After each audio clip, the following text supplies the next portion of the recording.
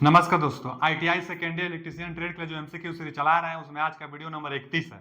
पीछे 30 वीडियो हो गया, उसका प्लेलिस्ट भी बन गया है और आज का यह वीडियो लास्ट वीडियो है। मतलब जो ट्रेड थ्योरी है सेकेंड ईयर इलेक्ट्रीशियन ट्रेड के लिए, तो सब आज के वीडियो में अब पूरा हम समाप्त कर चुके हैं। एकदम लास्ट वीडियो है। इसके बाद अब इलेक्ट्रीशियन ट्रेड थ्योरी का कोई वीडियो नहीं बनेगा। अब अलग अध्याय, इसका फास्ट ट्रैक रिवीजन हम बनाएंगे और उसके बाद वर्कशॉप कैलकुलेशन एंड साइंस वाला जो है वो अब चलाएंगे उसके लिए एक सीरीज।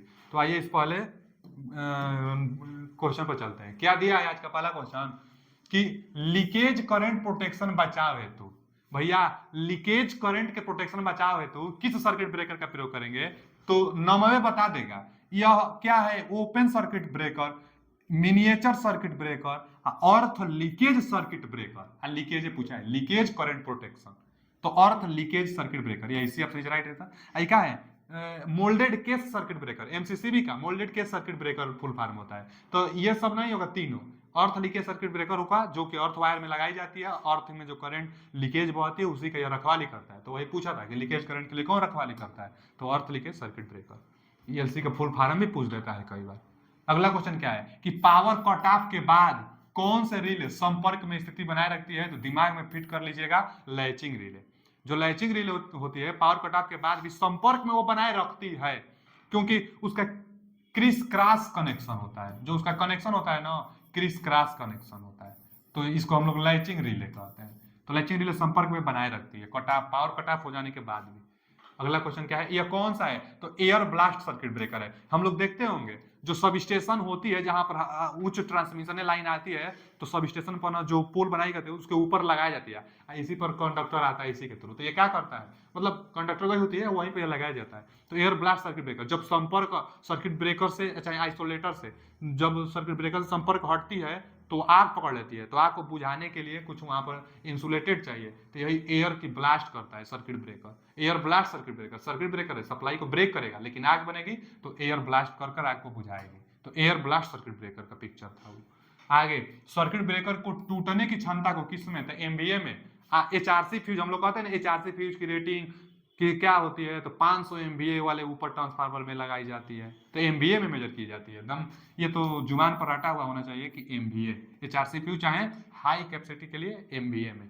आगे, सांकेतिक ओवरलोड रिले में पिकअप वोल्टेज का क्या है? तो देखिए ना क्या दिया है कि what is the pickup voltage in over voltage relay indicate. तो over voltage relay, over voltage भैया, ओवर वोल्टेज रिले का पिकअप वोल्टेज तो वो मिनिमम स्टार्ट के लिए होता है, यानी minimum voltage to start relay क्या कहलाता है?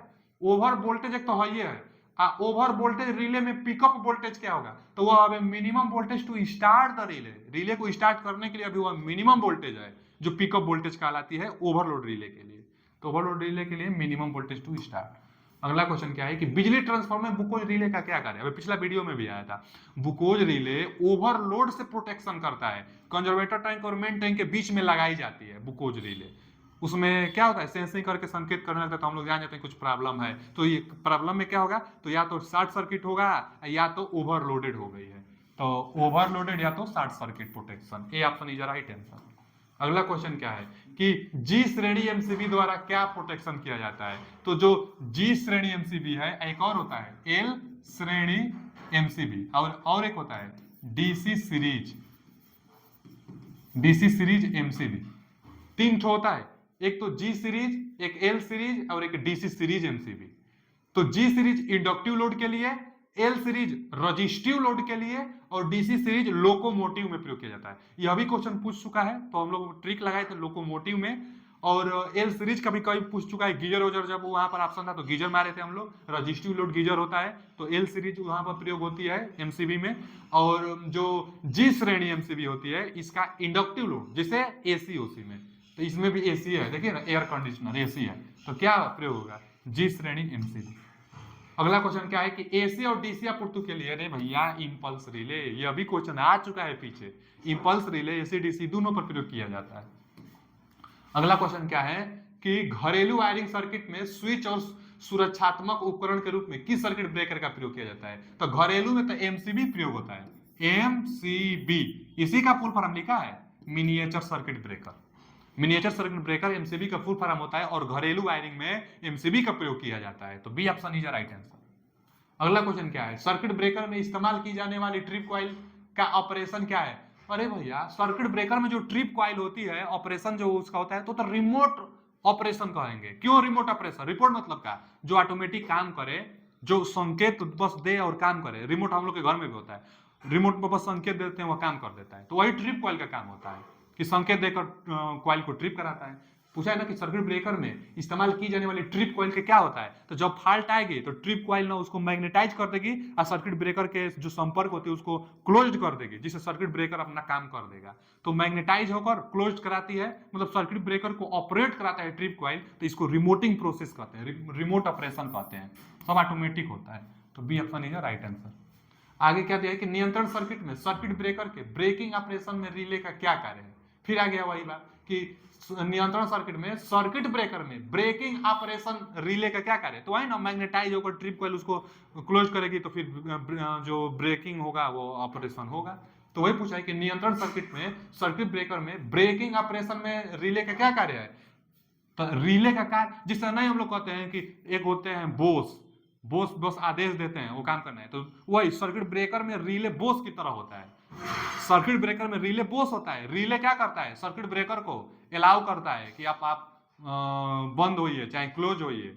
रिले जो होता है ना वो सेंस करके सर्किट ब्रेकर को काम कराता है। तो यहाँ दिया भी है कि इंटरप्रेटिंग द फॉल्ट सिचुएशन, जो रिले होता है फॉल्ट सिचुएशन को पहचानता है और ऑपरेट सर्किट ब्रेकर, और सर्किट ब्रेकर को ब्रेक कराता है। मतलब ब्रेकर संचालित करने के लिए दोष की स्थिति की व्याख्या करता है। तो कौन? तो रिले करता है। रिले बोस होता है, सर्किट ब्रेकर को ऑपरेट कराने वाला काम रिले करता है। वही डी ऑप्शन था। आगे पूछ रहा है ना कि यदि एक्स के रूप में चिन्हित किया गया परीक्षण ईएलसीबी, ईएलसीबी का मतलब अर्थ लिखे सर्किट ब्रेकर में अस्थायी रूप से बंद है। यह कह रहा है कि जो एक्स संकेत हम कर रहे हैं यहाँ पर, यदि अस्थायी रूप से बंद है तो क्या प्रभाव पड़ेगा? हम जूम कर देते हैं कि जिससे स्पष्ट दिखे आपको। पूछ रहा है ना कि जो एक्स है यहाँ पर देखिए ओपन किया है, अगर इसको अस्थायी रूप से हम बंद कर देते हैं तो सर्किट पर क्या प्रभाव पड़ेगा? ईएलसीबी माने अर्थ लीकेज पर क्या प्रभाव पड़ेगा? तो विकल्प देख लेते हैं, विकल्प अनुसार हम लोग जवाब देंगे। विकल्प क्या है?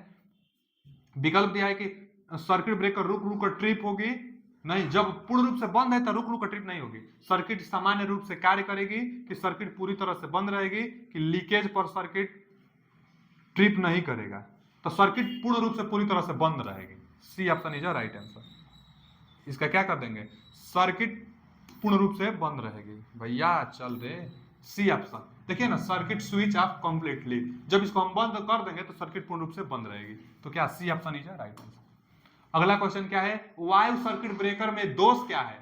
अगर लोडिंग पर सर्किट ब्रेकर रुक रुक करे तो आप क्या कर देंगे ना कि incorrect setting of relay. Relay की अगर गलत सेटिंग रहेगी ना तो ट्रिप करेगी भाई, रुक रुक कर चलेगी। तो वही पूछा है कि रुक रुक कर ट्रिप कर रही है, तो यानी रिले की जो सेटिंग है वो गलत है, गलत सेटिंग है, रिले की सेटिंग गलत है, इसलिए रुक रुक कर ट्रिप कर रही है। आगे, यदि तेल अत्यधिक गर्म हो जाए तो डाइलेक्ट्रिक स्ट्रेंथ खो देता है। जो तेल होता है ना ट्रांसफार्मर में जैसे ऑयल होता है तो इंसुलेशन मटेरियल होता है, उसके पास डाइलेक्ट्रिक स्ट्रेंथ होती है, तभी तो इंसुलेशन प्रोवाइड कराता है ट्रांसफार्मर के अंदर जो ऑयल होता है। अब वही ऑयल बहुत ज्यादा गर्म हो जाए तो उसका जो डाइलेक्ट्रिक स्ट्रेंथ है, जो इंसुलेशन प्रोवाइड कराने की क्षमता है, वो क्या हो जाएगा? खो देगा, कम हो जाएगा, पुअर हो जाएगा। तो यदि तेल अत्यधिक गर्म हो जाए तेल सर्किट ब्रेकर में तो क्या होगा? तो पुअर डाइलेक्ट्रिक स्ट्रेंथ होगा। C option is right answer. Dielectric strength खो देता है। अगर ट्रांसमिशन लाइन पर फेस टू ग्राउंड फॉल्ट है तो इसको हम लोग फेलियर कहते हैं, इंसुलेशन फेलियर कहते हैं। B option is right answer. अगर ट्रांसमिशन लाइन पर फेज टू फॉल्ट हो जाए, मतलब फेज टू ग्राउंड फॉल्ट हो जाए, फेज टूटकर ग्राउंड पर आ जाए तो इंसुलेशन फेल हो गया, तो इंसुलेशन फेलियर इसको कहते हैं। तो B option is right answer. अब आज के लिए इतना ही। और आपका पूरा जो ITI second year electrician trade का जो ट्रेड थ्योरी था वह एकदम पहला वीडियो से लगाई 31 वीडियो में एकदम पूरा एक भी क्वेश्चन छोड़ा नहीं गया है। सब पहला से और अंत तक अच्छा से समझाया बताया गया है। तो आप प्लेलिस्ट में जाइए, एक प्लेलिस्ट बन गया है, उसमें सारा वीडियो है, आप देख लीजिए। थैंक यू, धन्यवाद।